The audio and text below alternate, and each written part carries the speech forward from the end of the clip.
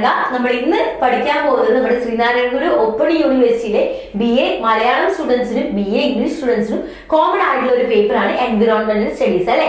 അപ്പൊ എൻവിറോൺമെന്റൽ സ്റ്റഡീസിൽ എന്തൊക്കെ പഠിക്കണം എന്നുള്ള ഒരു ഡീറ്റെയിൽ വീഡിയോ നമ്മുടെ ആപ്പിൽ ചെയ്തു വെച്ചിട്ടുണ്ട്. അപ്പൊ അത് ഇതുവരെ കാണാത്ത സ്റ്റുഡൻസ് എത്രയും പെട്ടെന്ന് കാണാം. കാരണം അത് കണ്ടാൽ മാത്രമല്ല നമുക്ക് എന്തൊക്കെ കാര്യങ്ങൾ ഓരോ ചാപ്റ്ററിൽ പഠിക്കണം എന്നുള്ള ഡീറ്റെയിൽ ആയിട്ട് മനസ്സിലാവുള്ളൂ. മിസ് എപ്പോഴും പറഞ്ഞൊരു എക്സാമ്പിൾ ആണ് നമ്മൾ ട്രാവലിന് പോകുമ്പോൾ ആ ഒരു പ്ലേസിനെ കുറിച്ച് കൃത്യമായിട്ട് അറിഞ്ഞിരിക്കണമെന്നല്ലേ. അതേപോലെ തന്നെയാണ് നമ്മളൊരു കാര്യം പഠിക്കാൻ പോകുന്ന സമയത്തും എന്തൊക്കെയാണ് അതിൽ പഠിക്കാനുള്ളത് നമ്മൾ അറിഞ്ഞിരിക്കണം അല്ലെ. സോ അപ്പൊ അത് നിങ്ങൾക്ക് മനസ്സിലാവാൻ വേണ്ടിയാണ് നമ്മൾ അത്തരത്തിലൊരു വീഡിയോ ചെയ്തു വെച്ചിട്ടില്ല കേട്ടോ. അപ്പൊ അതൊന്നും മക്കൾ എത്രയും പെട്ടെന്ന് എടുത്ത് കാണണേ. അപ്പൊ ഇങ്ങോട്ട് നോക്കി നമ്മുടെ എൻവിറോൺമെന്റൽ സ്റ്റഡീസ് എന്ന് പറഞ്ഞ പേപ്പർ, ആ പേര് പോലെ നമുക്കറിയാം എന്താ എൻവിറോൺമെന്റിനെ കുറിച്ച് പഠിക്കാനായിരിക്കില്ല ഉണ്ടാവുക. അപ്പൊ നമുക്ക് പോയാലോ. അപ്പൊ ഇവിടെ നോക്കിക്കേ. അപ്പൊ എൻവിറോൺമെന്റ് നമുക്ക് എന്തൊക്കെ കാര്യങ്ങൾ അതിൻ്റെ പഠിക്കാനുണ്ടെന്ന്. അപ്പൊ ഫസ്റ്റ് ബ്ലോക്കിന്റെ നമ്മുടെ പേരെന്താ? എൻവിറോൺമെന്റ് ആൻഡ് നാച്ചുറൽ റിസോഴ്സസ് എന്നാണ് ഫസ്റ്റ് ബ്ലോക്കിന്റെ പേര് അല്ലെ. അപ്പൊ ഈ ബ്ലോക്കില് 6 യൂണിറ്റ്സ് ആണ് മക്കളെ നമുക്ക് പഠിക്കാനുള്ളത് കേട്ടോ. അപ്പൊ 6 യൂണിറ്റ്സില് ഫസ്റ്റ് യൂണിറ്റ് ഏതാ? Environmental segments. എന്താണ് ഫസ്റ്റ് യൂണിറ്റിന്റെ പേര്? Environmental segments. സോ ഇന്ന് നമ്മൾ പഠിക്കാൻ പോകുന്നത് എൻവിറോൺമെന്റൽ സെഗ്മെന്റ്സിനെ കുറിച്ചാണ്. എന്താണ് എൻവിറോൺമെന്റൽ സെഗ്മെന്റ്സ്, അതിന്റെ അണ്ടറിൽ എന്തൊക്കെ കാര്യങ്ങൾ നമ്മൾ ഡിസ്കസ് ചെയ്യും, എന്നതിനെ കുറിച്ചുള്ള എന്തൊക്കെ കാര്യങ്ങൾ നമുക്ക് ഡിസ്കസ് ചെയ്ത് നോക്കിയാലോ. ഇവിടെ നോക്കിക്കേ മക്കളെ, നമ്മൾ ബ്ലോക്ക് 1 എൻവിറോൺമെന്റ് ആൻഡ് നാച്ചുറൽ റിസോഴ്സസിലേക്ക് നമ്മൾ പോകുമ്പോൾ, അപ്പൊ നമ്മുടെ ബ്ലോക്ക് 1 എൻവിറോൺമെന്റ് ആൻഡ് നാച്ചുറൽ റിസോഴ്സസിലേക്ക് നമ്മൾ പോകുമ്പോൾ അതിന്റെ ഫസ്റ്റ് യൂണിറ്റ് ആയ എൻവിറോൺമെന്റൽ സെഗ്മെന്റ്സ് ആണ് നമ്മൾ പഠിക്കുന്നത്. അപ്പൊ ഇവിടെ നോക്കിയേ, എൻവിറോൺമെന്റ് എന്ന് പറയുമ്പോൾ നിങ്ങൾക്ക് എന്തൊക്കെ കാര്യങ്ങൾ നിങ്ങളുടെ മനസ്സിലേക്ക് ഓടി വരും? നമ്മൾ ചിലപ്പോൾ നമ്മുടെ മൈൻഡിലേക്ക് ഓടി വരും നമ്മൾ ട്രാവൽ പോയ പ്ലേസിനെ കുറിച്ചായിരിക്കില്ലേ, നമ്മൾ ട്രിപ്പ് പോയിട്ടുള്ള ഒരുപാട് കാര്യങ്ങൾ നമ്മൾ ഓർമ്മ വരും. പക്ഷെ നമ്മൾ നിലനിൽക്കുന്ന നമ്മുടെ ചുറ്റുപാടും എന്താ? അതും എൻവിറോൺമെന്റ് അല്ലേ മക്കളെ, അതും എൻവിറോൺമെന്റാ. അവിടെ ഒരുപാട് കാര്യങ്ങൾ കാണാനും കേൾക്കാനും ഉണ്ടായിരിക്കും. പലതും നമ്മുടെ ഒബ്സർവേഷന്റെ ഭാഗമായിട്ട് നമ്മൾ പോകും. ചിലത് നമ്മൾ ശ്രദ്ധിക്കാതെ അങ്ങോട്ട് ഒഴിവാക്കും അല്ലെ. സോ ആദ്യം തന്നെ നമുക്ക് എന്താണ് ഈ എൻവിറോൺമെന്റൽ സെഗ്മെന്റ്സ് എന്നത് നോക്കിയാലോ. ഇവിടെ വായിച്ചേ. The word environment corresponds to the surroundings region that includes living and non-living components. Sometimes the environment is regarded as a condition where living beings exist and function. We all have a basic understanding that various types of living organisms exist in distinct types of surroundings, like some in air, some in water, some in soil, and this overall combination gives rise to the diverse but habitable environment. നമ്മുടെ എൻവിറോൺമെന്റിൽ പറയുമ്പോൾ ഒരുപാട് ജീവജാലങ്ങളുണ്ട് അല്ലെ. ഒരുപാട് ജീവജാലങ്ങളുണ്ട്. സമയയോ ചിലത് എയറിലായിരിക്കും, ചിലത് എവിടെയായിരിക്കും? വാട്ടറിലായിരിക്കും, സോയിലായിരിക്കും. ഇതെല്ലാം കൂടി ഒരു കോമ്പിനേഷനെയാണ് നമ്മൾ എന്തെന്ന് പറയുന്നത്? എൻവിറോൺമെന്റ് എന്ന് പറയുന്നത്. സോ ഈ ഒരു എൻവിറോൺമെന്റ് പല സെഗ്മെന്റുകളായിട്ട് നമുക്ക് പഠിക്കാനുണ്ട്. അതായത് പല സെഗ്മെന്റ് നമ്മുടെ എൻവിറോൺമെന്റിന് ഉണ്ട്. In simplest terms, the environment can be defined as the region of the interrelationship between living and non-living elements near any organism. So, നമ്മുടെ സിമ്പിൾ ടേമിൽ പറയുകയാണെങ്കിൽ എൻവിറോൺമെന്റ് എന്ന് പറയുന്ന ഒരു ഇന്റർ റിലേഷൻഷിപ്പ് ആരായിട്ടുള്ളതാണ് മക്കളെ പറയുന്നത്? Living and non living elements തമ്മിലുള്ള ഒരു ഇന്റർ റിലേഷൻഷിപ്പ് ആണ് നമ്മുടെ എൻവിറോൺമെന്റ് എന്ന് പറയുന്നത്. സോ ഒരുപാട് ലിവിങ് ആയിട്ടുള്ള ക്രിയേച്ചേഴ്സ് ഉണ്ട്, നോൺ ലിവിങ് ആയിട്ടുള്ള ക്രിയേച്ചേഴ്സ് ഉണ്ട്. ഇതൊക്കെ നമ്മുടെ സൊസൈറ്റിയിൽ നമ്മൾ അടങ്ങുന്ന നമ്മുടെ ഭൂമിയിൽ എർത്തിൽ നമ്മുടെ എൻവിറോൺമെന്റിൽ ഉണ്ട് അല്ലെ. സോ ഇവിടെ നോക്കിയേ, there are 4 segments of the environment which are as follows. So പ്രധാനമായിട്ടും നമ്മുടെ എൻവിറോൺമെന്റിന് എത്ര സെഗ്മെന്റ്സ് ആണുള്ളത്? 4 സെഗ്മെന്റ്സ് ആണുള്ളത് അല്ലെ. അപ്പൊ ഇവിടെ നോക്കിക്കേ മക്കളെ, അറ്റ്മോസ്ഫിയർ, ഹൈഡ്രോസ്ഫിയർ, ലിതോസ്ഫിയർ, ബയോസ്ഫിയർ, അങ്ങനെ 4 സെഗ്മെന്റ്സ് ആണുള്ളത്. അപ്പൊ നമുക്ക് എന്താ പറയാ? Environment segment can be classified into 4: atmosphere, hydrosphere, lithosphere and biosphere. Then lithosphere നമ്മൾ geosphere എന്ന പേരിലും പഠിക്കുന്നുണ്ട്. സോ എൻവിറോൺമെന്റ് സെഗ്മെന്റ്സ് എന്താണെന്ന് മനസ്സിലായില്ലേ? സോ മെയിൻലി നമ്മുടെ എൻവിറോൺമെന്റ് സെഗ്മെന്റ്സിനെ can be classified into 4. ഏതൊക്കെയായിരുന്നു നോക്കിക്കേ. ഇനി നോക്കാണെന്ന് പറഞ്ഞു നോക്കിയേ. Atmosphere, hydrosphere, lithosphere, biosphere. നോക്കാതെ പറഞ്ഞു നോക്കാതെ മിസ്സർ നോക്കിയിട്ടല്ലേ പറയുന്നേ. അപ്പൊ നമുക്ക് മിസ്സിനെ പോലെ നിങ്ങൾ അങ്ങനെ നോക്കിയിട്ട് പറയുന്നു കേട്ടോ. 2-3 വട്ടമൊക്കെ ഒന്ന് പറഞ്ഞു നോക്കിയിട്ട് അടുത്ത ടൈം കാണാതൊക്കെ പറഞ്ഞു പഠിക്കേ. അപ്പൊ ഇവിടെ നോക്കിക്കേ. അപ്പം ഇനി നമ്മൾ പഠിക്കാൻ പോകുന്നത് എന്താ? Let us now understand each segments of the environment individually. So നമ്മളിപ്പം 4 segments ആയിരുന്നു environment ഉണ്ടായിരുന്നെന്ന് പറഞ്ഞു. So ഓരോ segments നമ്മൾ ഡീറ്റെയിൽ ആയിട്ട് ഇൻഡിവിജ്വലി മീൻസ് നമ്മൾ ഡീറ്റെയിൽ ആയിട്ട് പഠിക്കാൻ പോവാം. ഓരോ കാര്യങ്ങൾ എടുത്ത് നമുക്ക് പഠിച്ചാലോ? അപ്പൊ തുടങ്ങല്ലേ? സോ ആദ്യം നമ്മൾ എന്തിനെ കുറിച്ചാണ് പറയുന്നത്? അറ്റ്മോസ്ഫിയറിനെ കുറിച്ചിട്ടാണ് പറയുന്നത്. ഇതിനെ കുറിച്ചിട്ടാ അറ്റ്മോസ്ഫിയറിനെ കുറിച്ചിട്ടാണ് നമ്മൾ പഠിക്കുന്നത് കേട്ടോ. The atmosphere is that segments of the environment where life sustains. So atmosphere എന്ന് പറഞ്ഞാൽ നമ്മുടെ ലൈഫ് സസ്റ്റെയിൻ ചെയ്ത് നിൽക്കുന്ന ഒരു പ്ലേസിനെ അതിനെയാണ് നമ്മൾ എന്തെന്ന് പറയുന്നത്? അറ്റ്മോസ്ഫിയർ എന്ന് പറയുന്നത്. It has gases that surrounded the earth which is known to be a protective blanket, and the reason for calling it so is that it protects the beings on earth from outer hostile space. So എന്താ പറയുന്നത്? It has a gases that surrounded the earth. So earthനെ surround ചെയ്തിട്ട് എന്താണ്? ഒരു gases ഉണ്ട് അല്ലേ? Which is known to be a protective blanket. അതെന്താ? നമ്മളെ protect ചെയ്യുന്ന ഒരു ബ്ലാങ്കറ്റ് ആണ്. നമുക്ക് ഔട്ടർ സ്പേസിൽ നിന്ന് വരുന്ന കാര്യങ്ങളൊക്കെ അതിൽ ഒരുപാട് കാര്യങ്ങൾ വരുന്നുണ്ട്, റേഡിയേഷൻസ് ആയിട്ടൊക്കെ നമുക്ക് വരുന്നുണ്ട്. സോ അതിനൊക്കെ നമ്മളെ പ്രൊട്ടക്ട് ചെയ്ത് നിൽക്കുന്ന ഒരു ബ്ലാങ്കറ്റ് ഉണ്ട് എന്നാണ് പറയുന്നത്. നമ്മുടെ എർത്തിന് അങ്ങനെ ഒരു ബ്ലാങ്കറ്റ് ഉണ്ട്. അതാണ് നമ്മൾ എന്തെന്ന് പറയുന്നത്? അറ്റ്മോസ്ഫിയർ എന്ന് പറയുന്നത്. The mixture of gases that constitutes the atmosphere is extended from the surface of the earth and covers the region of the earth's crust. So ഈ ഒരു അറ്റ്മോസ്ഫിയർ ആണ് എന്താണ് നമ്മുടെ എർത്തിന്റെ സർഫസിൽ ഉപരിതലത്തിൽ നമ്മൾ കാണുന്നത്. അതേപോലെ തന്നെ എർത്തിന്റെ ക്രസ്റ്റിനെ കവർ ചെയ്ത് നിൽക്കുന്നതും എന്താണ്? ഈ ഒരു അറ്റ്മോസ്ഫിയർ ആണ്, നമ്മുടെ അറ്റ്മോസ്ഫിയർ ആണ് കേട്ടോ മക്കളെ പറഞ്ഞു വരുന്നത്. The major gases that are constitutes of the atmosphere are, നമ്മുടെ അറ്റ്മോസ്ഫിയറിൽ എന്താ പലതരത്തിൽ ഗ്യാസസ് ഉണ്ട്. അത് കോൺസ്റ്റിറ്റ്യൂട്ട് ചെയ്ത് ബിൽഡ് ചെയ്ത ഒരുപാട് ഗ്യാസസ് ഉണ്ട്. ഏതൊക്കെയാണ്? നൈട്രജൻ ഉണ്ട്, ഓക്സിജൻ ഉണ്ട്, കാർബൺ ഡൈ ഓക്സൈഡ് ഉണ്ട്, ആർഗൺ ഉണ്ട്. സോ ഇത് എത്രത്തോളം ശതമാനത്തോളം നമ്മുടെ അറ്റ്മോസ്ഫിയർ ഉണ്ട് എന്നതാണ് ഇവിടെ സൈഡിൽ എഴുതി വെച്ചിട്ടുള്ളത് കേട്ടോ. ഓരോന്നും എത്ര ശതമാനത്തോളം ഉണ്ടെന്നാണ് എഴുതി വെച്ചിട്ടുള്ളത്. The reason it supports life is the presence of the free oxygen and water vapor in atmospheric gas. The atmosphere is considered to be a huge reservoir of gases. So നമ്മൾ നേരത്തെ പറഞ്ഞുള്ള ഗ്യാസസ് ഏതൊക്കെയായിരുന്നു? Nitrogen, oxygen, carbon dioxide and argon. So ഇതൊക്കെ എന്താണ്?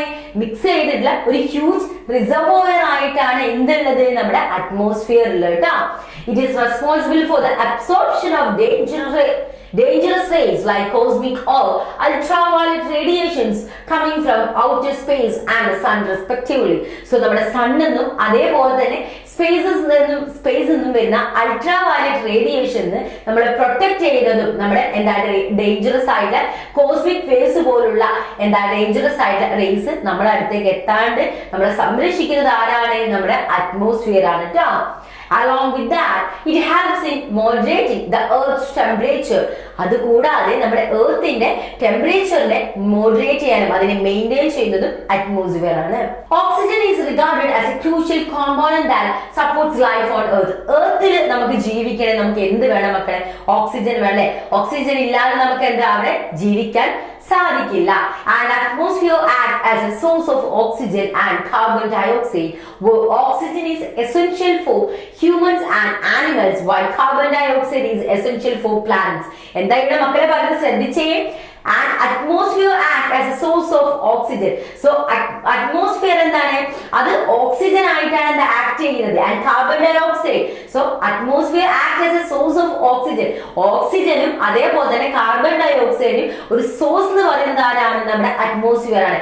Oxygen എന്താണ്? നമ്മുടെ human ബീയിങ്ങിനും അതേപോലെ തന്നെ ആനിമൽസിനും ക്രിയേച്ചേഴ്സിനും ഒക്കെ ഇമ്പോർട്ടന്റ് ആയിട്ട് വേണ്ട ഒരു സംഭവമാണ് എന്താ? ഓക്സിജൻ എന്ന് പറയുന്നത്. അതേപോലെ തന്നെ കാർബൺ ഡൈ ഓക്സൈഡ് എന്ന് പറയുന്നത് നമ്മുടെ പ്ലാന്റ്സിനെ സംബന്ധിച്ചിടത്തോളം ഇമ്പോർട്ടന്റ് ആയിട്ട് എന്താ വേണ്ട ഒരു കാര്യമാണ്. The atmosphere plays a vital role in transferring water from the atmosphere to land. എന്താ പറയുന്നത്?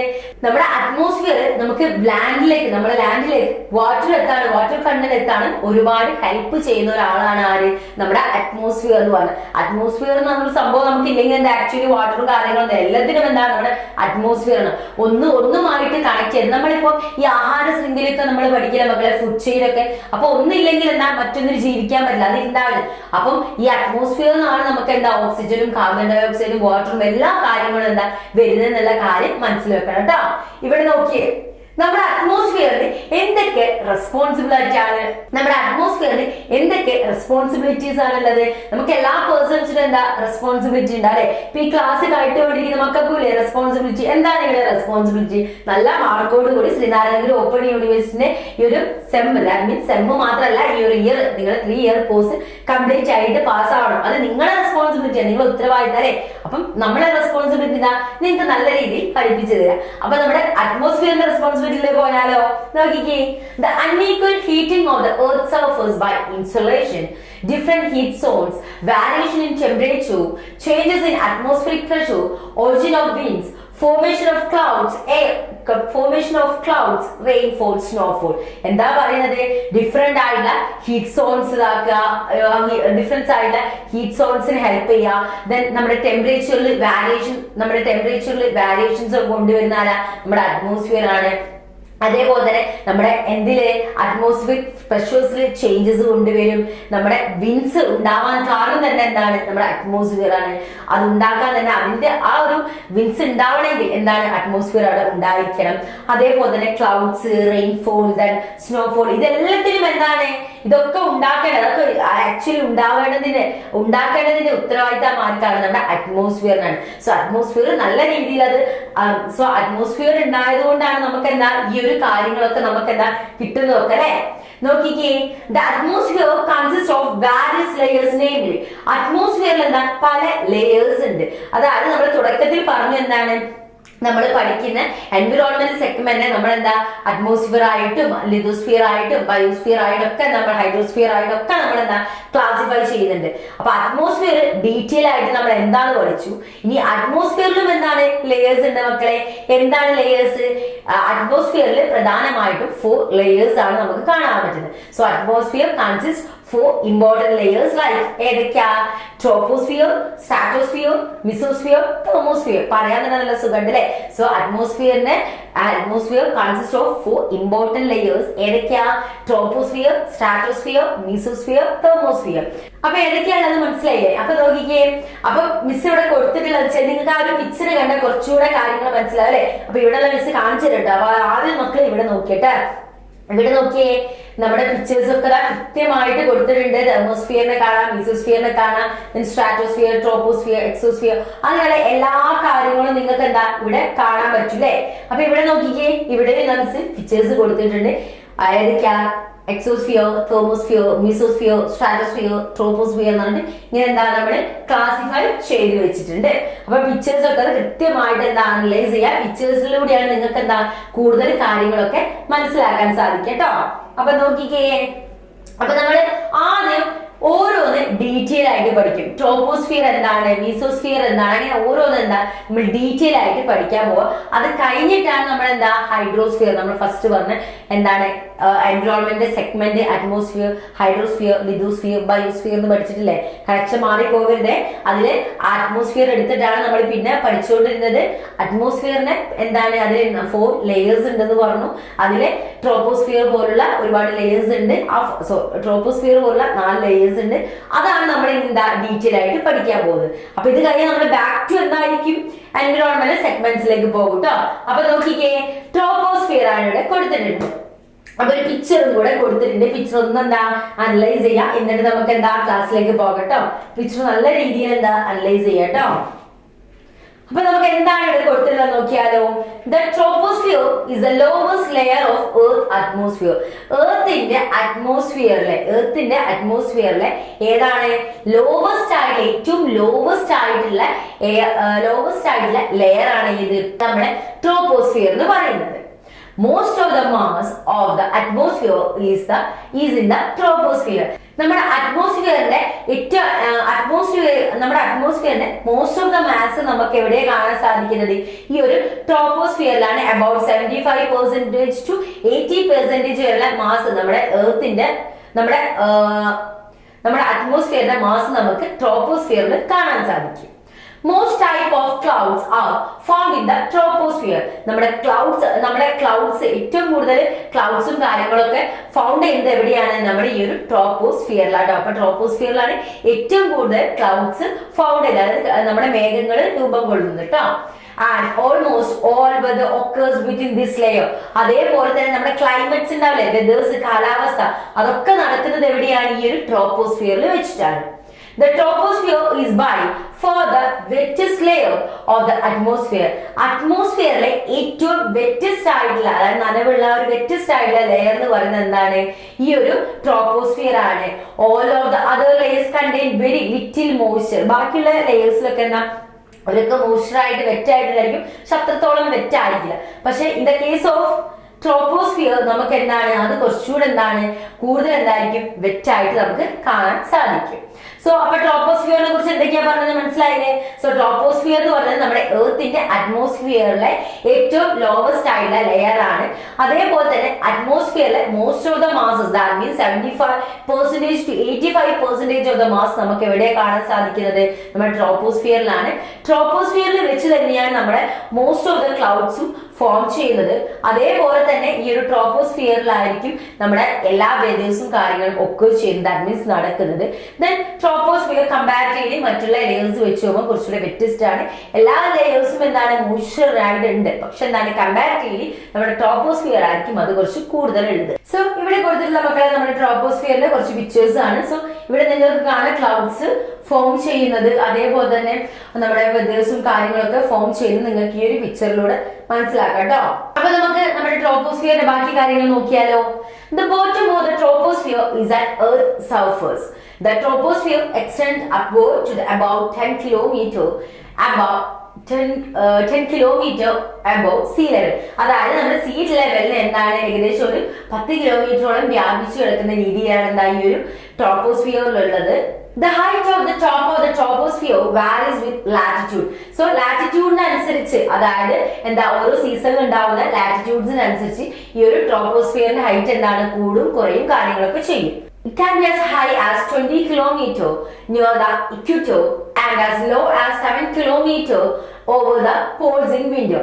സോ നമ്മുടെ വിന്റർ സീസണിലെ കാര്യം പറയുകയാണെങ്കിൽ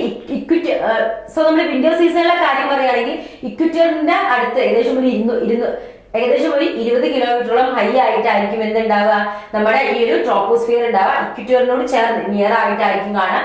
അതേപോലെ തന്നെ low as 7 kilometre over the പോൾസിൽ എന്താണ്, ഒരു 7 കിലോമീറ്റർ താഴ്ന്നിട്ടായിരിക്കും നമ്മുടെ ഈ ഒരു ട്രോപ്പോസ്ഫിയർ ഉണ്ടായിരിക്കുക. അതെന്താ, വിന്റർ സീസണിൽ മാത്രമാണ്. അതാണ് നേരത്തെ പറഞ്ഞിട്ടുള്ളത്, ലാറ്റിറ്റ്യൂഡ്സിനനുസരിച്ച് എന്താണ് ഇതിന്റെ ഹൈറ്റിൽ ചേഞ്ചസ് സംഭവിക്കും. The layer immediately above the troposphere is called the stratosphere. അതായത് നമ്മുടെ ട്രോപ്പോസ്ഫിയറിന്റെ മേലെ ഒരു ചെറിയൊരു ലേയേഴ്സ് ഫോം ചെയ്യുന്നുണ്ട്, അതിനെയാണ് നമ്മൾ എന്താ പറയുന്നത്, സ്ട്രാറ്റോസ്ഫിയർ എന്ന് പറയുന്നത്. നമ്മൾ പഠിക്കട്ടോ. The boundary between the troposphere and the stratosphere is called the tropopause. അതായത് നമ്മുടെ ട്രോപ്പോസ്ഫിയറിന്റെ മുകളിലുള്ള ലെയറിനെയാണ് നമ്മൾ എന്തെന്ന് വിളിക്കുന്നത്, സ്ട്രാറ്റോസ്ഫിയർ എന്ന് വിളിക്കുന്നത്. സോ ട്രോപ്പോസ്ഫിയറിന്റെയും സ്ട്രാറ്റോസ്ഫിയറിന്റെയും മിഡിൽ ആയിട്ട് നമുക്ക് എന്താ, ബിറ്റ്വീൻ, അതിനിടയിലായിട്ട് എന്താ ഒരു ബൗണ്ടറി കാണുന്നുണ്ട്. ആ ബൗണ്ടറിക്കാണ് നമ്മൾ എന്തെന്ന് വിളിക്കുന്നത്, ട്രോപ്പോപോസ് എന്ന് വിളിക്കുന്നത്. അപ്പൊ എന്തൊക്കെയാണ് നമ്മൾ ട്രോപ്പോസ്ഫിയർ എന്ന് പഠിച്ചു കഴിഞ്ഞില്ലേ? ഇനി നമുക്ക് നമ്മുടെ സ്ട്രാറ്റോസ്ഫിയറിലേക്ക് പോകാം. അതായത് നമ്മുടെ ട്രോപ്പോസ്ഫിയറിന്റെ മുകളിലുള്ള ലെയർ ആണ് ഏത്, നമ്മുടെ സ്ട്രാറ്റോസ്ഫിയർ എന്ന് പറയുന്നത്. സോ ഇവിടെ നോക്കിയ സ്ട്രാറ്റോസ്ഫിയറിന്റെ ഒരു പിക്ചർ ആണ് കൊടുത്ത്, ട്രോപ്പോസ്ഫിയർ നിങ്ങൾക്ക് താഴെ കാണാൻ സാധിക്കും. അതിന്റെ മുകളിലായിട്ട് എന്താ, സ്ട്രാറ്റോസ്ഫിയറിനുണ്ട്. സ്ട്രാറ്റോസ്ഫിയറിന്റെ മുകളിലാട്ടോ മക്കളെ, സ്ട്രാറ്റോസ്ഫിയറിന്റെ മുകളിലാട്ടോ മെസോസ്ഫിയർ ഉള്ളത്. സോ ഇവിടെ നിങ്ങൾക്ക് എന്താ പിക്ചേഴ്സും കാര്യങ്ങളും, ക്ലൗഡ് രൂപപ്പെടുന്നതും അങ്ങനെയുള്ള ഒരുപാട് കാര്യങ്ങൾ കാണാൻ പറ്റുന്ന ഒരു പിക്ചർ ആട്ടോ ഇവിടെ കൊടുത്തിട്ടുള്ളത്. The stratosphere is a layer of Earth's atmosphere. നമ്മുടെ എർത്തിന്റെ അറ്റ്മോസ്ഫിയറിലെ ഒരു ലെയർ ആണ് ഏതാ, സ്ട്രാറ്റോസ്ഫിയർ എന്ന് പറയുന്നത്. It is the second layer of the atmosphere as you go upward. So നമ്മുടെ എർത്തിലെ സെക്കൻഡ് ലെയർ ആണ്. ഫസ്റ്റ് ലെയർ ഏതായിരുന്നു, ട്രോപ്പോസ്ഫിയർ. സെക്കൻഡ് ലെയർ ആണ് ഏത്, സ്ട്രാറ്റോസ്ഫിയർ. നമ്മളിപ്പോ പഠിക്കുന്ന സ്ട്രാറ്റോസ്ഫിയർ അല്ലെ. നോക്കിക്കേ, the troposphere, the lowest layer is right below the stratosphere. So നമ്മുടെ ഏതാണ്, സ്ട്രാറ്റോസ്ഫിയറിന്റെ റൈറ്റ് സൈഡിൽ ബിലോ ആയിട്ടാണ് നമ്മൾ ഏത് കാണുന്നത്, ഏറ്റവും ലോവസ്റ്റ് ആയിട്ടുള്ള ലെയർ ആയിട്ടുള്ള നമ്മുടെ ട്രോപ്പോസ്ഫിയർ. അതായത് നമ്മൾ നേരത്തെ പറഞ്ഞ കാര്യങ്ങൾ അങ്ങോട്ടും ഇങ്ങോട്ടും പറയാട്ടോ മക്കളെ, നിങ്ങൾ അങ്ങനെ കൺഫ്യൂഷൻ ആവേണ്ട. സ്ട്രാറ്റോസ്ഫിയറിന്റെ റൈറ്റ് സൈഡിൽ താഴെ ഒരു എന്താണ് നമ്മുടെ സ്ട്രാറ്റോസ്ഫിയറിന്റെ റൈറ്റ് സൈഡിലാണ് നമുക്ക് എന്ത് കാണാൻ സാധിക്കുന്നത്, നമ്മുടെ ഈ ഒരു ട്രോപ്പോസ്ഫിയർ. നമ്മൾ നേരത്തെ പഠിച്ച കാര്യം, ട്രോപ്പോസ്ഫിയറിന്റെ മുകളിലാണ് സ്ട്രാറ്റോസ്ഫിയർ, അത്രയേ ഉള്ളൂ. അപ്പൊ അത് കൺഫ്യൂഷൻ അവിടെ അങ്ങോട്ടും ഇങ്ങോട്ടും പറഞ്ഞു തരുള്ളൂ. The next higher layer above the stratosphere is the mesosphere. So stratosphere കഴിഞ്ഞിട്ടുണ്ടെങ്കിൽ പിന്നെ വരുന്ന higher level ഏതാണ്, mesosphere ആണ്. The bottom of the stratosphere is around 10 kilometer above the ground at middle latitude. Middle latitude ground ഒരു 10 kilometers around ചെയ്തിട്ടാണ് 10 kilometers ആണ് നമ്മൾ എന്താണ് around ഒരു 10 kilometers ഓളം നമുക്ക് എന്താ ഈ ഒരു stratosphere ഉണ്ട് എന്നാണ് പറയുന്നത്. The top of the stratosphere occur at an altitude of 50 kilometer. നമ്മുടെ സ്ട്രാറ്റോസ്ഫിയറിന്റെ ടോപ്പ് സൈഡ്, അതായത് ടോപ്പ് ഭാഗം നമുക്ക് ഏകദേശം വരെ എന്താണ് ഒരു 50 കിലോമീറ്റർ ലാറ്റിറ്റ്യൂഡ് ആണ് ഉള്ളതെന്നാണ് പറഞ്ഞു വരുന്നത്. The height of the bottom of the stratosphere varies with latitudes and latitude with the season. So നമ്മൾ നേരത്തെ പറഞ്ഞതുപോലെ ഏതാണ് ട്രോപ്പോസ്ഫിയറിന് പറഞ്ഞതുപോലെ തന്നെ ഏതാണ് നമ്മൾ ഇപ്പൊ പറഞ്ഞുകൊണ്ടിരുന്ന സ്ട്രാറ്റോസ്ഫിയറും സീസണിനനുസരിച്ച് ഹൈറ്റിൽ ചേഞ്ചസ് സംഭവിക്കും. The stratosphere is very dry air and contain little water vapor. നമ്മുടെ കമ്പയർ ടു ട്രോപ്പോസ്ഫിയർ നോക്കുന്ന സമയത്ത് സ്ട്രാറ്റോസ്ഫിയറിൽ എന്താണ് വാട്ടർ വേപ്പർ കുറവായിരിക്കും, കാരണം ഇവിടെ എന്താ ഡ്രൈ എയർ ആയിരിക്കും. സോ വാട്ടർ വേപ്പർ നമുക്ക് വളരെ കുറവ് രീതിയിലേ കാണാൻ സാധിക്കുകയുള്ളൂ.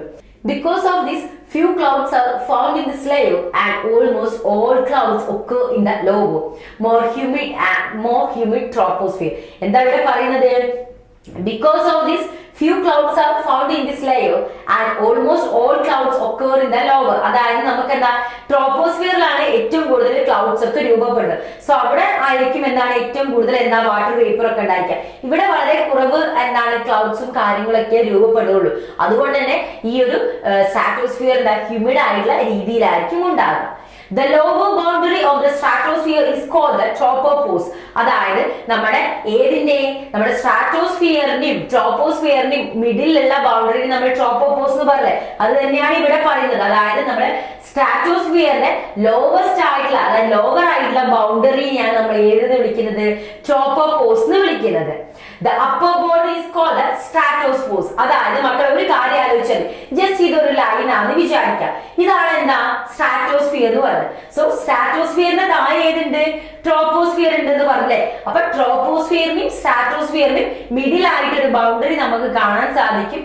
അതിനെ ട്രോപ്പോപോസ് ആണെന്ന് പറയാന്ന് പറഞ്ഞു. അപ്പൊ നമ്മുടെ ട്രോപ്പോസ്ഫിയറിനെ പഠിച്ചതൊക്കെ ക്ലിയർ ആയില്ലേ? അത് കഴിഞ്ഞ് നമ്മൾ എവിടേക്ക് വന്നു? ഇതൊക്കെ നിങ്ങൾക്ക് കൺഫ്യൂഷൻ ആവാട്ടോ മിസ് പിന്നെയും പറയുന്നത്. അപ്പൊ നമ്മൾ പിന്നെ അങ്ങോട്ട് വന്നു, സ്ട്രാറ്റോസ്ഫിയറിലേക്ക് എത്തില്ലേ. അപ്പൊ സ്ട്രാറ്റോസ്ഫിയർ പഠിക്കുന്ന സമയത്ത് സ്ട്രാറ്റോസ്ഫിയറിന്റെ താഴെ ആയിട്ടുള്ള ബൗണ്ടറി ഏതായിരുന്നു? നേരത്തെ നമ്മൾ പറഞ്ഞിട്ടുണ്ടായിരുന്ന ട്രോപ്പോപോസിലെ, ട്രോപ്പോപോസിന്റെ അണ്ടറിലാണ് ഏതാണ് ട്രോപ്പോസ്ഫിയർ ഉള്ളത്. അതേപോലെ തന്നെ സ്ട്രാറ്റോസ്ഫിയറിന് മുകളിലും എന്താണ് ഒരു ബൗണ്ടറി ഉണ്ട്. ആ ബൗണ്ടറിക്ക് പറയുന്ന പേരെന്താണ്? സ്ട്രാറ്റോപോസ്. അപ്പൊ എന്താ പറയുന്നത്? സ്ട്രാറ്റോപോസ്. അപ്പൊ ക്ലിയർ ആയില്ലേ? അപ്പൊ അത്രമാത്രം ഡിഫിക്കൽറ്റി ഒന്നുമില്ല. മുകളിലും താഴെയായിട്ട് 2 ലെയർ ഉണ്ട്, ഒന്നും വേണ്ട. നമ്മളിപ്പോ എന്താണ് നമ്മളിപ്പം പറയുമ്പോൾ 2 ബ്രെഡ് എടുക്കും. ഒരു ജസ്റ്റ് ഇമാജിൻ ചെയ്യാം, ഒരു ബ്രെഡ് എടുക്കാണ്, ബ്രെഡിൽ 2 ബ്രെഡ് വെച്ച് അതിൻ്റെ ഉള്ളിൽ എന്താ ജസ്റ്റ് നിങ്ങൾ ജാമൊക്കെ തേച്ച് വെച്ചിട്ടുണ്ട്. സോ ആ ഒരു ജാം എന്ന് പറഞ്ഞാൽ എന്താണ്? 2 ബ്രെഡിന്റെ ഇടയ്ക്കുള്ള ആ ബൗണ്ടറി അല്ലേ. സോ ആ ഒരു ബൗണ്ടറിന്റെ പേരാണ് നമ്മളിപ്പോ പറഞ്ഞത്. അതിന്റെ മേലെ നിങ്ങൾ അടുത്ത സെറ്റ് ബ്രെഡ് വെക്കുന്ന സമയത്തും ഉള്ളിൽ എന്താണ് ജാം വരില്ലേ. സോ അതെന്താണ് നെക്സ്റ്റ് ബൗണ്ടറി. അപ്പൊ ഇതിന്റെ ഇടയ്ക്കിടയ്ക്ക് എന്താ ഉള്ളിൽ എന്താ ഓരോ ബൗണ്ടറീസ് ഉണ്ട്. ബ്രെഡിൽ നമ്മൾ ജാം എന്താണ് തേക്കുന്ന പോലെ തന്നെ കേട്ടോ എവിടെയും പറഞ്ഞു വരുന്ന കാര്യം. സോ ഇനി നമ്മള് മീസ് ബ്രെഡും ചാമെന്നുള്ള കാര്യം എക്സാമിൽ എഴുതി വെക്കരുത് കേട്ടോ. നിങ്ങൾക്ക് എന്താണെന്ന് മനസ്സിലാൻ വേണ്ടി മിസ് പറഞ്ഞൊരു എക്സാമിനാണ്. കാരണം നമ്മൾ ഡെയിലി ലൈഫ് ആയിട്ട് കണക്ട് ചെയ്ത് വരുമ്പോൾ നിങ്ങൾക്ക് കൂടുതൽ കാര്യങ്ങൾ മനസ്സിലാവട്ടെ മക്കളെ, അതിന് വേണ്ടിയാണ് പറഞ്ഞത്. അപ്പൊ നമ്മൾ ഇനി മീസോസ്ഫിയറിലേക്ക് പോകാം അല്ലെ. മീസോസ്ഫിയറിലേക്ക് പോകുന്ന സമയത്ത് ഇവിടെ നിങ്ങൾ നേരത്തെ കണ്ടതുപോലെ തന്നെ ഒരു പിക്ചറാണ് കൊടുത്തത്. നോക്കിയേ, താഴെ ഏതുണ്ട്? നമ്മുടെ ട്രോപ്പോസ്ഫിയറിലുണ്ട്, മുകളിൽ നമ്മൾ നേരത്തെ ഇപ്പൊ പഠിച്ചു കഴിഞ്ഞാൽ സ്ട്രാറ്റോസ്ഫിയർ ഉണ്ട്, പിന്നെയാണ് നമ്മുടെ മീസോസ്ഫിയർ വരുന്നത്. ദാറ്റ് മീൻസ് നമ്മൾ ഇപ്പൊ പഠിക്കാൻ പോകുന്നത് മീസോസ്ഫിയറിന്റെ മുകളിൽ ആരുണ്ട്? തെർമോസ്ഫിയർ. അപ്പൊ എന്താ ഒരു പാട്ട് പോലെ എന്തായിട്ട് അങ്ങോട്ട് പഠിച്ചെടുക്കുക. Troposphere, stratosphere, mesosphere, thermosphere. എന്തൊക്കെയായിരുന്നു? Troposphere, stratosphere, mesosphere, thermosphere. അപ്പൊ എന്താ ഒരു പാട്ട് പോലെ അങ്ങോട്ട് എന്താ പഠിച്ചെടുക്ക. അപ്പൊ നമുക്ക് എന്താ മീസോസ്ഫിയറിലേക്ക് പോയാലോ? അപ്പൊ നമുക്ക് എന്താ മീസോസ്ഫിയറിലേക്ക് പോലെ. സോ ഇവിടെ ക്ലൗഡ്സ് ഒക്കെ കൊടുത്തപ്പോൾ ഏറ്റവും താഴത് ദാറ്റ് മീൻസ് നമ്മള് ട്രോപ്പോസ്ഫിയറിലാണ് എന്താ ക്ലൗഡ്സും കാര്യങ്ങളും ഉള്ളത്. അപ്പൊ താഴെ എന്താ ഒരു എയറോഡിലേക്ക് പോകുന്ന പിക്ചർ കൊടുത്തിട്ടുണ്ട്. നമ്മുടെ ട്രോപ്പോസ്ഫിയറിലൂടെയാണ് നമ്മൾ എന്താ ഫ്ലൈറ്റും കാര്യങ്ങളൊക്കെ പോകുന്നത് അല്ലെ. കാരണം നമ്മൾ ട്രോപ്പോസ്ഫിയറിനെ കാണിച്ച സമയത്ത് സൈഡിൽ മിസ് എന്തോ ഒരു പിക്ചർ കൊടുത്തിട്ടുണ്ടായിരുന്നു. ഏതിന്റെ ആയിരുന്നു? ഒരു എയറോപ്ലെയിന് പോകുന്ന ഒരു പിക്ചർ കൊടുത്തിട്ടുണ്ടായിരുന്നു. അതെന്താന്ന് വെച്ചാൽ നമ്മുടെ ട്രോപ്പോസ്ഫിയറിലൂടെ ആട്ടോ മക്കളെ ഫ്ലൈറ്റും കാര്യങ്ങളൊക്കെ പോവാം. അപ്പൊ നമ്മൾ മീസോസ്ഫിയറിലേക്ക് എത്തി നിൽക്കുന്ന സമയത്ത് എന്തൊക്കെയാണ് നമ്മൾ ഇവിടെ പഠിക്കാൻ പോകുന്നത്? The mesosphere is a layer of earth atmosphere. നമ്മൾ എപ്പോഴും പഠിക്കുന്ന പോലെ എർത്തിന്റെ അറ്റ്മോസ്ഫിയറിലെ ഒരു ലെയർ ആണ് ഏത്? നമ്മുടെ mesosphere. The mesosphere is directly above the stratosphere and below to the thermosphere. അതായത് നമ്മുടെ ഏതിന്റെയാണ്? Mesosphere is directly above stratosphere. അപ്പൊ എന്താ ഇവിടെ പറഞ്ഞു വരുന്നത്? നമ്മുടെ മീസോസ്ഫിയറിന്റെ താഴെയായിട്ട് ഏത്? സ്ട്രാറ്റോസ്ഫിയറിന് മുകളിലായിട്ട് എന്താണ്? തെർമോസ്ഫിയറും കാണുന്നുണ്ട് എന്നാണ് പറയുന്നത്. മുകളിലും താഴെയുള്ള കാര്യങ്ങളൊന്നും പറഞ്ഞു വെച്ചിരുന്നു കേട്ടോ.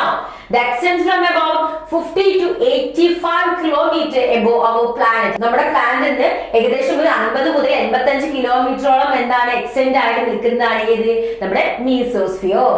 Temperature decreases with the height throughout the mesosphere. So ഇവിടെ കമ്പാരിറ്റീവ്ലി മറ്റുള്ള ലെയേഴ്സ് നോക്കുന്ന സമയത്ത് നമ്മുടെ ഈ ഒരു മീസോസ്ഫിയറിൽ ടെമ്പറേച്ചർ എന്തായിരിക്കും? ഡിക്രീസ് ആവും. അതായത് അതെന്താ? ത്രൂ ഔട്ട് ദ ഹൈറ്റ് പോകുന്നിടത്തോളം എന്താണ് ഇത്? ടെമ്പറേച്ചർ ഡിക്രീസ് ആയി കൊണ്ടിരിക്കും കേട്ടോ. ഡിക്രീസ് എന്താ? കുറഞ്ഞു കൊണ്ടിരിക്കും. The coldest temperature in Earth atmosphere about 90 degrees Celsius are found near the top of this layer. അതായത് നമ്മുടെ എർത്തിലെ കോൾഡസ്റ്റ് ടെമ്പറേച്ചർ എന്ന് പറയുന്നത് 90 ഡിഗ്രി സെൽഷ്യസ് അല്ലെ. സോ അത് നമുക്ക് എവിടെയാണ്? ഈ ഒരു ലെയറിന്റെ ടോപ്പിൽ നമുക്ക് കാണാൻ സാധിക്കുന്നതാണ് പറഞ്ഞു വരുന്നത്. സോ അടുത്ത നോക്കിയേ. The boundary between the mesosphere and the thermosphere is called the mesopause. അതായത് നമ്മൾ എന്താണ് ഈ ഒരു മീസോസ്ഫിയറിനെയും തെർമോസ്ഫിയറിനെയും ഉള്ളിലുള്ള നമ്മൾ നേരത്തെ പറഞ്ഞാൽ ബ്രെഡില് ജാമ് തേക്കുന്നത് പോലെ തന്നെ ഉള്ളിലുള്ള ആ ഒരു ബൗണ്ടറി എന്ന് പറഞ്ഞ ബൗണ്ടറി ഏതാണ്? മീസോപോസ് ആണ് കേട്ടോ. At the bottom of the mesosphere is the stratopause. The boundary between the mesosphere and the stratosphere. എന്താ പറയുന്നത്? മീസോസ്ഫിയറിനെയും സ്ട്രാറ്റോസ്ഫിയറിനെയും ഇടയിലുള്ള ബൗണ്ടറി ആണ് ഏതാ? സ്ട്രാറ്റോപോസ്. ഇത് അങ്ങോട്ടും ഇങ്ങോട്ടും നേരത്തെ പറഞ്ഞതുപോലെ തന്നെ എന്താ ഈ ബ്രെഡ് എന്താണ്? ഓരോ ബ്രെഡ് നിങ്ങൾ 4 ബ്രെഡ് എന്താണ് അറേഞ്ച് ചെയ്ത് ജസ്റ്റ് ഇമാജിൻ ചെയ്യാം. സോ ഫസ്റ്റ് ബ്രെഡ് ആയിട്ട് നമ്മൾ ഏത് വെച്ചു? ഏതായിരുന്നു വെച്ചിട്ടുണ്ടായിരുന്നത്? നോക്കിക്കേ. ഫസ്റ്റ് ബ്രെഡ് ആയിട്ട് നമ്മൾ വെച്ചത് ഏതാ? യെസ്, നമ്മുടെ ഫസ്റ്റ് ബ്രെഡ് എന്ന് പറയുന്നത് ട്രോപ്പോസ്ഫിയർ ആണ്. സോ ട്രോപ്പോസ്ഫിയർ വെച്ച് കഴിഞ്ഞ് ട്രോപ്പോസ്ഫിയർ എന്ന് പറഞ്ഞ ബ്രെഡ് വെച്ചു. ബ്രെഡിന്റെ മേലെ ജസ്റ്റ് നമ്മൾ എന്താ തേക്കുന്നത്? ജാമ് ജസ്റ്റ് ഫിൽ ചെയ്ത് കൊടുക്കുകയാണ്. സോ ആ ഒരു ജാമിന് നമ്മൾ പറയുന്ന പേരെന്തായിരുന്നു? നോക്കിക്കേ, ട്രോപ്പോപോസ് എന്ന് പറയുന്നത്. ദെൻ നമ്മൾ അതിന്റെ അടുത്ത സെറ്റ് ഓഫ് ബ്രെഡ് വെക്കുകയാണ്. സോ ആ ഒരു ബ്രെഡിന്റെ പേരെന്താണ്? സ്ട്രാറ്റോസ്ഫിയർ. സോ സ്ട്രാറ്റോസ്ഫിയർ എന്ന് പറഞ്ഞ ബ്രെഡ് ഒക്കെ നമ്മൾ വെച്ചു കഴിഞ്ഞു. ദെൻ അതിൽ നമ്മൾ എന്താണ്? ജാമ് വീണ്ടും പേസ്റ്റ് ചെയ്യാണ്. അപ്പൊ ആ ജാമിന് നമ്മൾ പറഞ്ഞിട്ടുണ്ടായിരുന്ന പേരെന്തായിരുന്നു? നോക്കിക്കേ, എന്തായിരുന്നു? സ്ട്രാറ്റോപോസ് ആയിരുന്നു ആ ഒരു ജാമിന്റെ പേര്. നമ്മൾ വീണ്ടും എന്താണ്? അടുത്ത സെറ്റ് ഓഫ് ബ്രെഡ് വെക്കാണ്. അടുത്ത പീസ് ഓഫ് ബ്രെഡ് വെക്കാണ്. സോ ആ ഒരു ബ്രെഡിന്റെ പേര് എന്താ? മീസോസ്ഫിയർ ആണ്. നമ്മൾ പിന്നെയും എന്ത് ചെയ്യും? അതിന്റെ മേലെ എന്ത് ചെയ്യും? നമ്മൾ ഒരു സെറ്റ് ഓഫ് എന്താണ് നമ്മുടെ ജാമിലെ ജാമ് എന്തായാലും നമ്മൾ പേസ്റ്റ് ചെയ്യും. സോ ആ ഒരു ജാമിന്റെ പേരെന്തായിരുന്നു? നോക്കിക്കേ. അപ്പൊ ആ ഒരു ജാമിന്റെ പേരാണ്, ആ സെറ്റ് ഓഫ് ജാമിന്റെ പേരാണ് മീസോപോസ് എന്നുള്ളത്. അത് കഴിഞ്ഞ് നമ്മൾ അടുത്ത സെറ്റ് ഓഫ് ബ്രെഡ് വെക്കുന്നതാണ് തെർമോസ്ഫിയർ എന്നുള്ളത്. അതായത് നമ്മൾ ഇനി പഠിക്കാൻ പോകുന്നതാണ് നമ്മുടെ തെർമോസ്ഫിയർ എന്ന് പറയുന്നത്. അപ്പൊ തെർമോസ്ഫിയർ എന്ന് പറഞ്ഞ ബ്രെഡ് നമ്മൾ വെച്ച് കഴിഞ്ഞില്ലേ. അപ്പൊ അവിടെ നോക്കിയേ, തെർമോസ്ഫിയറിന്റെ പിക്ചറാണ് ഇവിടെ കൊടുത്തിട്ടുണ്ടായിരുന്നത്. അപ്പൊ നോക്കിക്കേ എന്തൊക്കെ കാര്യങ്ങളാണ് അവിടെ ട്രോപ്പോസ്ഫിയർ, സ്ട്രാറ്റോസ്ഫിയർ, മീസോസ്ഫിയർ ഒക്കെ. അപ്പൊ അത് നല്ല ഹൈറ്റ് ആയിട്ടാണ് ഇങ്ങോട്ടുള്ളത് നമ്മുടെ തെർമോസ്ഫിയർ ഉള്ളത് കേട്ടോ. അപ്പൊ നമുക്ക് എന്തൊക്കെയാണ് ഇത് പറയുന്നത് നോക്കിയാലോ. The thermosphere is the layer of Earth atmosphere that is directly above the mesosphere and below of the exposure. അത് നിങ്ങൾ ശ്രദ്ധിക്കണം മക്കളെ. നമുക്ക് എക്സ്പോഷർ എന്ന് പറഞ്ഞൊരു സംഭവം കൂടെ പഠിക്കാനുണ്ട്. The thermosphere is a layer of Earth atmosphere that is directly above the mesosphere. അതായത് മീസോസ്ഫിയറിൽ ഡയറക്ട്ലി above ആണ്, തൊട്ട് മുകളിലായിട്ടുള്ള അടുത്ത ബ്രെഡ് എന്ന് പറഞ്ഞായിരുന്നു thermosphere. So and it's below. അത് ഏതിന്റെ ബിലോ ആണ്? എക്സോസ്ഫിയറിന്റെ താഴെ ആയിട്ടാണ് കാണുന്നത്. അപ്പൊ എക്സോസ്ഫിയർ എന്നുള്ള ഒരു സംഭവം നമുക്ക് പഠിക്കാനുണ്ട്. പക്ഷെ അത് ലെയർ ആയിട്ട് വരുവേ ഒക്കെ നമുക്കത് പഠിക്കുമ്പോൾ നോക്കട്ടോ. അപ്പൊ നമ്മുടെ തെർമോസ്ഫിയറിൽ പറയുകയാണെങ്കിൽ തെർമോസ്ഫിയർ എന്ന് പറഞ്ഞാൽ എർത്തിൽ ഒരു ലെയർ ആണ്. മീസോസ്ഫിയറിന്റെ മുകളിലും എക്സോസ്ഫിയറിന്റെ താഴെയായിട്ട് കാണപ്പെടുന്ന ലെയർ ആണ് നമ്മൾ എന്തെന്ന് പറയുന്നത്? നമ്മുടെ തെർമോസ്ഫിയർ എന്ന് പറയുന്നത്. It extends from about 90 kilometers to between the 500 and 1000 kilometers above our planet. നമ്മുടെ പ്ലാനറ്റിന്റെ എക്സ്റ്റെൻഡ് 90 കിലോമീറ്ററോളം എക്സ്റ്റെൻഡ് ചെയ്ത് നിൽക്കുന്നത്, അതായത് 500 മുതൽ 1000 കിലോമീറ്ററോളം എക്സ്റ്റെൻഡ് ചെയ്ത് നിൽക്കുന്നതാണ് ഏത് നമ്മുടെ തെർമോസ്ഫിയർ എന്ന് പറയുന്നത്. The boundary between the thermosphere and the exosphere above, it is called the thermopause. അതേപോലെ തന്നെ അപ്പൊ നമ്മുടെ ഏറ്റവും മേലെ നാലാമതായിട്ടുണ്ടായിരുന്ന ബ്രെഡ് ആയിരുന്നു ഏതായിരുന്നു ബ്രെഡ്? തെർമോസ്ഫിയർ എന്ന് പറഞ്ഞ ബ്രെഡ് ആയിരുന്നു അല്ലെ. അതിന്റെ മേലെ നമ്മൾ എന്താണ് ജാമൊക്കെ തേച്ച് മടുത്തല്ലേ. നമുക്ക് കുറച്ച് ന്യൂട്രലിനെ പേസ്റ്റ് ചെയ്ത് കൊടുത്താലോ, ദാറ്റ് മീൻസ് ന്യൂട്രലിനെ വെച്ചിട്ട് ബ്രെഡ് കഴിച്ചാലോ. അപ്പൊ നമ്മൾ കുറച്ച് ന്യൂട്രലൊക്കെ ആഡ് ചെയ്ത് കൊടുക്കാണ്. സോ ആ ആഡ് ചെയ്യുന്ന ന്യൂട്രലിലേക്ക് പറയുന്ന പേരെന്താണ്? തെർമോപോസ് എന്നാണ്. സോ ന്യൂട്രൽ ആഡ് ചെയ്ത് കഴിഞ്ഞ് അടുത്ത സെറ്റ് നമ്മൾ വീണ്ടും ഒരു പീസ് ഓഫ് ബ്രെഡ് വെക്കും. അതിനെയാണ് നമ്മൾ എന്തെന്ന് വിളിക്കുന്നത്? എക്സോസ്ഫിയർ എന്ന് പറയുന്നത്. അപ്പൊ നമ്മൾ ബ്രെഡ് അറേഞ്ച് ചെയ്ത ലെവൽ മനസ്സിലായല്ലോ. Although the thermosphere is considered A part of earth atmosphere. So നമ്മുടെ തെർമോസ്ഫിയർ എന്ന് പറയുന്നത് നമ്മുടെ എർത്തിന്റെ അറ്റ്മോസ്ഫിയറിന്റെ ഒരു പാർട്ട് ആയിട്ടാണ് നമ്മൾ കാണുന്നത്. The air density is so low in this layer that most of the thermosphere is what we normally think of as outer space. So നമ്മൾ എന്താ പറയുന്നത്? യൂഷ്വലി നമ്മൾ തിങ്ക് ചെയ്യുന്നതാണ്. അപ്പൊ നമ്മൾ എന്താ പറയുന്നത്? തെർമോസ്ഫിയർ എന്ന് പറഞ്ഞാൽ നമ്മുടെ എർത്തിന്റെ ഒരു പാർട്ട് ആയിട്ടാണ് നമ്മൾ കൺസിഡർ ചെയ്യുന്നത്. The air density is so low, അതായത് ഈ ഒരു ലെയറിലെ എയർ ഡെൻസിറ്റി വളരെ കുറവാണ്, വളരെ കുറഞ്ഞ രീതിയിലേ കാണാൻ പറ്റുള്ളൂ കേട്ടോ. That most of the thermosphere is what we normally think of as outer space. So അപ്പൊ നമ്മൾ എന്താണ് നാല് അറേഞ്ച് ചെയ്ത് വെച്ച ബ്രെഡും അതിന്റെ കാര്യങ്ങളൊക്കെ കഴിഞ്ഞു. അതിന്റെ മേലെ നമ്മൾ അറേഞ്ച് വെച്ച ന്യൂട്രലിന്റെ പേരും പറഞ്ഞു. എന്തായിരുന്നു ആ ന്യൂട്രലിന്റെ പേര്? തെർമോപോസ് ആയിരുന്നു. ദെൻ നമ്മൾ അടുത്ത സെറ്റ് ഓഫ് ബ്രെഡ് വെക്കാണ്. ഏതാണ് ബ്രെഡിന്റെ പേര്? എക്സോസ്ഫിയർ അല്ലെ. എക്സോസ്ഫിയർ ആണ് നിങ്ങൾ ഇവിടെ കണ്ടുകൊണ്ടിരിക്കുന്നത്. The outer most layer of earth atmosphere is exosphere. അതായത് എർത്തിന്റെ ലെയറിലെ ഔട്ടർ മോസ്റ്റ് ആയിട്ടുള്ളതാണ് നമ്മുടെ എക്സോസ്ഫിയർ എന്ന് പറയുന്നത്. The exosphere extend from the top of the thermosphere. അതായത് നമ്മുടെ തെർമോസ്ഫിയറിന്റെ ടോപ്പ് മുകളിലായിട്ട് ലാസ്റ്റ് ലെയർ ആണ് ഏതെന്ന് പറയുന്നത്? നമ്മുടെ എക്സോസ്ഫിയർ എന്ന് പറയുന്നത്. അപ്പൊ about 10,000 kilometers above the earth. നമ്മുടെ എർത്ത് ഭൂമിയിൽ നമ്മുടെ ഭൂമിയിൽ 1000 കിലോമീറ്ററോളം ഉയരത്തിലാണ് ഏതുള്ളത്? നമ്മുടെ എക്സോസ്ഫിയർ ഉള്ളത്. The exosphere is the outermost layer of the earth atmosphere. എർത്തിലെ അറ്റ്മോസ്ഫിയറിന്റെ outermost layer ആയിട്ടാണ് നമ്മുടെ എക്സോസ്ഫിയറിനെ പറയുക. The exosphere is the outermost layer of our atmosphere. Exo means outside and is the same prefix used to describe insects like grasshoppers that have a hard shell or exoskeleton on the outside of their body. So exosphere എന്ന് പറഞ്ഞാൽ outermost. Exo means എന്താണ് ഇവിടെ പറയുന്നത്? Means outside. ആ same prefix തന്നെയാണ് നമ്മൾ ഇവിടെ use ചെയ്തിട്ടുള്ളത് കേട്ടോ. സോ ദ outermost layer ആയിട്ടാണ് നമ്മൾ എക്സോസ്ഫിയറിനെ പറയുന്നത്. The exosphere is a very edge of our atmosphere. നമ്മുടെ അറ്റ്മോസ്ഫിയർ ഏറ്റവും തെറ്റത്തിലുള്ള ഒരു എഡ്ജ് ആണ് exosphere. This layer separates the rest of the atmosphere from outer space. It's about 6,200 miles thick. എന്താണ് ഏകദേശം ഇതിനൊരു 6,200 miles തിക്കോളം ഉണ്ട്, ആ കട്ടിയോളം എന്തുണ്ട് നമ്മുടെ എക്സോസ്ഫിയർ ഉണ്ട്. That's almost as wide as Earth itself.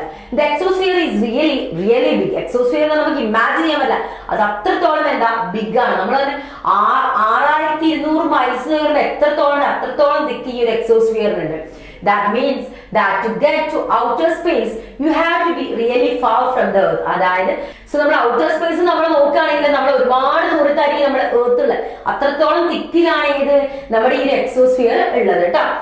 അപ്പൊ നമ്മൾ പഠിച്ചുകൊണ്ടിരുന്ന കാര്യങ്ങളിൽ ഒരു സെറ്റ് കഴിഞ്ഞു. അതായത് നിങ്ങൾ കൺഫ്യൂഷൻ ആവാതിരിക്കാനാണ് മിസ് പറയുന്നത്. ഇവിടെ നോക്കിയിട്ടുണ്ടായിരുന്നു നമ്മുടെ എർത്തിന്റെ സെഗ്മെന്റ്സ് പറഞ്ഞുകൊണ്ടിരുന്നായിരുന്നു. അപ്പൊ എർത്തിന്റെ സെഗ്മെന്റ്സിൽ നമ്മൾ പറഞ്ഞിട്ട് അതില് 4 ലെയേഴ്സ് ആയിട്ട് ഡിവൈഡ് ചെയ്തെന്ന് പറഞ്ഞു. ദെൻ നമ്മുടെ അറ്റ്മോസ്ഫിയർ എന്താണ് ഡീറ്റെയിൽ ആയിട്ട് പഠിച്ചു. അത് കഴിഞ്ഞിട്ട് നമ്മൾ അറ്റ്മോസ്ഫിയറിനെ നമ്മൾ എന്താണ് അതിലത്തെ ഗ്യാസസിനെ കുറിച്ച് പറഞ്ഞിട്ട് അറ്റ്മോസ്ഫിയറിന്റെ റെസ്പോൺസിബിലിറ്റി പറഞ്ഞതിന് ശേഷം നമ്മൾ പറഞ്ഞത് അറ്റ്മോസ്ഫിയറിനെ 4 ലെയേഴ്സ് ആയിട്ട് ഡിവൈഡ് ചെയ്യുന്നത് പറഞ്ഞു. Troposphere, stratosphere, mesosphere, thermosphere, last നമ്മൾ എന്താ എക്സോസ്ഫിയറിലൂടെ നോക്കിയില്ലേ. സോ മെയിൻലി ആണ് ഇങ്ങനെ പറയുന്നത്, പക്ഷെ എന്നാലും എന്താ അതിലൊരു ലെയേഴ്സും കൂടെ ഉണ്ട്, എക്സോസ്ഫിയർ. അതാണ് നമ്മൾ പറഞ്ഞത്. അപ്പം ഈ 4 ലെയേഴ്സ് ആയിട്ട് നമ്മൾ ഡീറ്റെയിൽ ആയിട്ട് ബ്രെഡും ജാമും ന്യൂട്രലൊക്കെ വെച്ച് പഠിച്ചത് അല്ലെ. അത് കഴിഞ്ഞിട്ട് നമ്മൾ എന്താ ബാക്ക് ടു നമുക്ക് എങ്ങോട്ട് പോകണം, നമ്മുടെ എൻവിറോൺമെന്റൽ സെഗ്മെന്റ്. എൻവിറോൺമെന്റ് സെഗ്മെന്റ് ഏതായിരുന്നു നോക്കിക്കേ, ഇതായിരുന്നു നമ്മുടെ എൻവിറോൺമെന്റ് സെഗ്മെന്റ്. അതിന്റെ അറ്റ്മോസ്ഫിയർ ആണ് നമ്മളിപ്പോ ഡീറ്റെയിൽ ആയിട്ട് പഠിച്ച് അതിലെ ലെയേഴ്സും. Then now we move on to the hydrosphere. അപ്പൊ നമ്മൾ ഇനി ഹൈഡ്രോസ്ഫിയറിലേക്കാണ് പോകുന്നത്. കാരണം ഈ എക്സോസ്ഫിയർ അതേപോലെ തെർമോസ്ഫിയർ എന്നൊക്കെ പറയുമ്പോൾ ഈ എക്സോസ്ഫിയറിനെയും അതേപോലെ തെർമോസ്ഫിയറിനെയും അനിയനാണ് അല്ലെങ്കിൽ ബന്ധുക്കളാണ് ഈ ഒരു ഹൈഡ്രോസ്ഫിയറിന് വിചാരിക്കേണ്ട. ദാറ്റ് മീൻസ് ആ ഒരു സെക്ഷൻ കഴിഞ്ഞിട്ടും അത് എന്താണ് അറ്റ്മോസ്ഫിയറിന്റെ മക്കളായിരുന്നു ആര്, ഈ ഒരു സ്ട്രാറ്റോസ്ഫിയറും മീസോസ്ഫിയർ എക്സോസ്ഫിയറും തെർമോസ്ഫിയർ ഒക്കെ. ഇന്ന് നമ്മൾ അടുത്ത ഒരു ഗ്രൂപ്പ് ഓഫ് പീപ്പിളിനെയാണ് പഠിക്കാൻ പോകുന്നത്. അപ്പം ഹൈഡ്രോസ്ഫിയർ എന്താണെന്നാണ് നമ്മൾ നോക്കുന്നത്. അപ്പൊ ഇവിടെ നോക്കിയേ ഒരു ചെറിയൊരു പാർക്കാണ്, തന്നെ എന്താണ് ഒരു കപ്പലും കാര്യങ്ങളൊക്കെ കാണുന്നത്, ബോട്ടും കുറെ കാണുന്നുണ്ട് അല്ലെ. സോ എന്തായിരിക്കും ഇത് ഏകദേശം ആലോചിച്ചോ. ഹൈഡ്രോ നോക്കിയേ, the word hydro corresponds to water. നമ്മൾ വാട്ടർ ആയിട്ട് കറസ്പോണ്ട് ചെയ്യാനാണ് എന്താ ഒരു ഹൈഡ്രോ എന്ന് പറയുന്ന വേർഡ് നമ്മൾ യൂസ് ചെയ്യാം.